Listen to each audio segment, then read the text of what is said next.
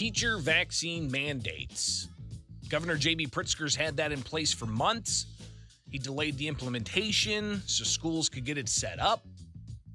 And ultimately now, we're looking at a rule that the Illinois State Board of Education is trying to get through the normal rulemaking process to require teachers to vaccinate or to test weekly. To the WMAY morning news feed, I'm Greg Bishop, now 712. And of course, the listener contact line 217-629-7970. So yesterday, the Illinois State Board of Education, after there were hundreds, I anticipate, of people wanting to make public comments, they opened up a public comment period during their normal monthly meeting of the Illinois State Board of Education. And the public comment period was supposed to last from 2 to 5, I believe. It did not last that long, and there were speakers there, but not enough speakers to last the entire 3 hours. So the public comment period for this proposed rule, which would be to require vaccines for teachers and staff at public schools, or to have them test instead of getting the vaccine. So the rule was proposed, and if you're not familiar with how these administrative type rules ultimately go through the process, you have rules that are proposed, and think about the mask mandates. If you recall, back when all this started in the spring of 2020, the governor issued a mask mandate through an administrative rule, an emergency rule. They're only good for about 150 days, I believe. I might be wrong about that number. But ultimately, you have the rules being filed, and then they have to go in front of the Joint Committee on Administrative Rules. And that's a body of lawmakers, a bipartisan group, and then they can block those rules. So they have that power. But the emergency rules filed, you got the governor's executive orders, you've got multiple iterations of that. Well, the Illinois State Board of Education is wanting to make a rule through the normal rulemaking process, and part of that includes public comments. So that happened yesterday with public comments. So I was able to tune in, and I'm going to bring you some of the comments here on the WMAY morning news feed. Again, I'm Greg Bishop. If you want to call in and react to some of this, 217-629-7970. Again, 217-629-7970. That's the phone number here live on the WMAY morning news feed. So we had some individuals yesterday speak in support of the COVID-19 vaccine mandate for teachers and school staff. So here's some of the support that there was, and in particular from unions and those types of associations that represent teachers. So here's public comments from one of those who supported vaccine mandates for teachers. I'm Cynthia Risen-Lund. I'm a legislative director with the Illinois Federation of Teachers. I'm speaking today in support of the vaccine mandate. With the Delta variant surging and cases in young children rising dramatically, educators and school staff have a responsibility to students and communities to get vaccinated if they are able to. As part of a layered approach to safety, vaccinations will help schools remain open for in-person learning.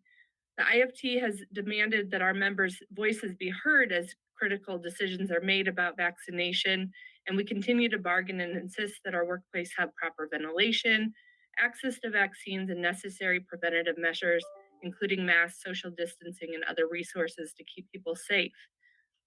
But it's also important to know that vaccines are a critical component. And by Governor Pritzker's support for the vaccine mandate, it makes compliance. He's actually been very giving for compliance for teachers and school staff, giving local unions more time to work with their employers over the impact and the implementation of the mandate. We understand it's been a stressful school year. We want to help, and we want to ensure the safety of our members, students, and communities. That's why we're speaking today in favor of this vaccine mandate. Thank you. So again, that is Cynthia Lund. She is a member of the Illinois Federation of Teachers legislative staff, providing public comments to the Illinois State Board of Education yesterday. There were several others. I think there was one teacher that supported it, and there was another type of union group that supported it. But the vast majority that spoke yesterday at the Illinois State Board of Education public hearing comments period was opposed to the vaccine requirement. And there were several parents that were calling in to voice their opposition, talking about a variety of things, about concerns of adverse reactions to the vaccines, concerns about religious objections, concerns about being treated as second class citizens or second class teachers, being in a way compartmentalized because of their medical choice. And also people criticizing the vaccine in general, saying that it doesn't stop the spread, and people shouldn't be treated differently just for making those medical decisions on their own. But again, the vast majority opposed the vaccine mandates, as you'll hear from this teacher giving oral comment yesterday to the Illinois State Board of Education. My name is Lynn Johnson. I'm a kindergarten bilingual teacher in the Joliet School District, and I'm very proud to be a teacher. And good evening, good afternoon to all of you. Thank you for serving on our board, first and foremost. I've served on boards, and I know it's a great responsibility with a lot of hard decisions that you have to make on behalf of teachers and students and everyone, in the state of Illinois. Um, on behalf of, a lot of teachers here in our district, I wanted to speak on behalf of us. Um, I heard the last speaker. We do agree with her that there are things that, we know COVID was something that we had to figure out what to do with COVID. But as far as mandates, we feel um, that we haven't had really huge issues in our district, to be perfectly honest. We feel the kids are safe. We feel we are safe. We test weekly. I myself have tested for the last 18 weeks. I've been negative every weekend. I'm going to be honest, I'm not vaccinated. I had COVID and recovered from it before we even had our first initial lockdown with Governor Pritzker. Yeah, I understand what's happened, but I think I've learned from it that, I developed antibodies. I consider that I have natural immunity. I haven't gotten sick, not once this year, haven't had any symptoms, zero symptoms. For some reason, my body became immune to it. I don't know why, but there are others like me. And, on behalf of teachers, even vaccinated teachers we've spoken to and collaborated with, talking discussions we've had, and those teachers also feel that we're safe. We feel like if we were sick, by all means, with our professional attitudes, we would go and get ourselves tested. We want to make sure we stay well. We want to make sure our kids stay well, our students. So on behalf of everyone's safety, we will go get tested if we feel sick. But we do feel that having a mandate every week to have to get tested when we're not having any symptoms and we're not sick.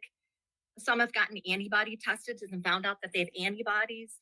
And so because of those things that we have done all throughout the school year so far, we feel like we're just ready to get back to normal. We just want to go back to just teaching our kids and not worrying about other things.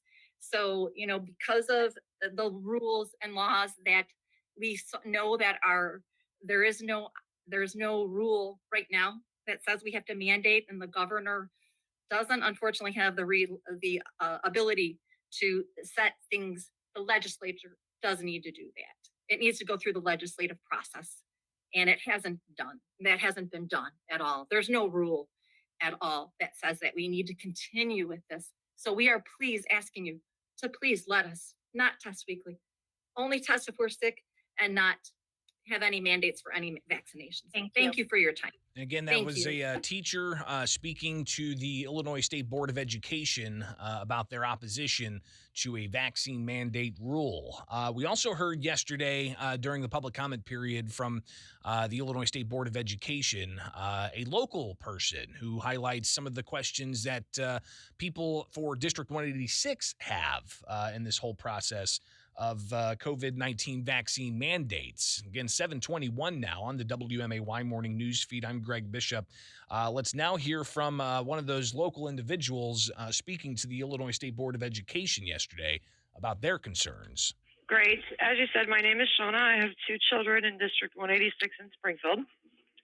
And I intended to talk today about facts and real science and data, how the vaccines were never going to stop the spread, how putting cloth masks on our children is ineffective and cruel, and how testing and quarantining healthy people was pointless even before the CDC changed their guidelines.